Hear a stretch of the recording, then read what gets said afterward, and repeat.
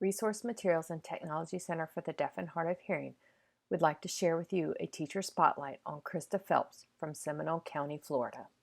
It's a schwa! Nobody wrote a schwa.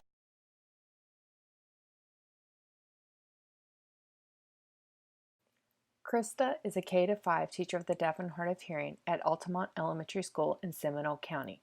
She received her bachelor's degree in deaf education and intellectual disabilities from Flagler College. She has worked with elementary age students who are deaf and hard of hearing for the past 33 years. And Krista was the Seminole County Teacher of the Year in 1990. She has been using Visual Phonics since 2004 and has enjoyed much success with her students, enabling them to use phonics, which benefited them academically. She has been a Visual Phonics trainer since 2005. She completed training in all 3 specially designed literacy interventions for students who are deaf and hard of hearing offered by RMTC, Fairview Learning, Foundations for Literacy, and Fingerspelling Our Way to Reading. I have been using Fairview in my classroom for a year and a half. The biggest thing that I've noticed in using Fairview is carryover of vocabulary from one academic setting to another, or even just in any kind of a reading activity. It's the most packaged program that we have for students that are older.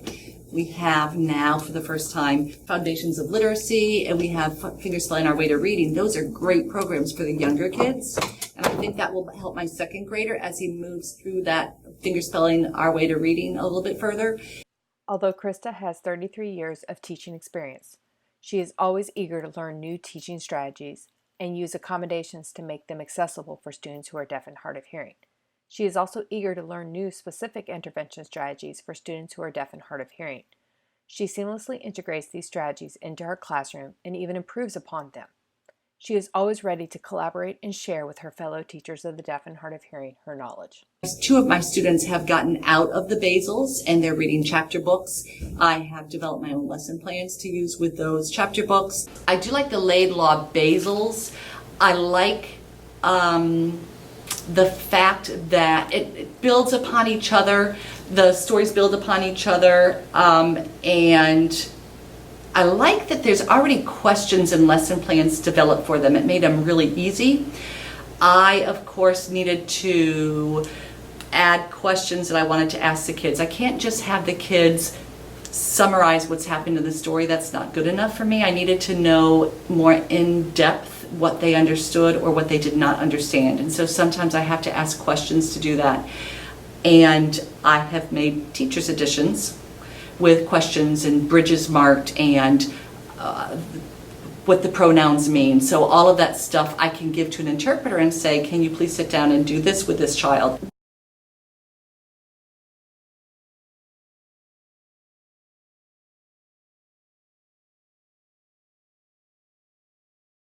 Okay, in my classroom, we color code all things written.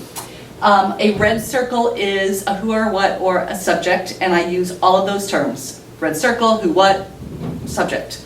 A blue square is a what, do, a verb, and a predicate. A red line is actually a direct object or even an indirect object because it's the next who or what.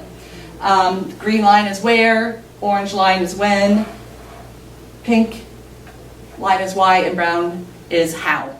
So my students, when they read, if they don't understand the sentence, we have them break it down by color coding. You know, what's the subject in that sentence? And so they'll circle a red circle, or what is that person doing? When there's a pronoun, we'll draw an arrow back to the subject or to the antecedent to see what it's referring to.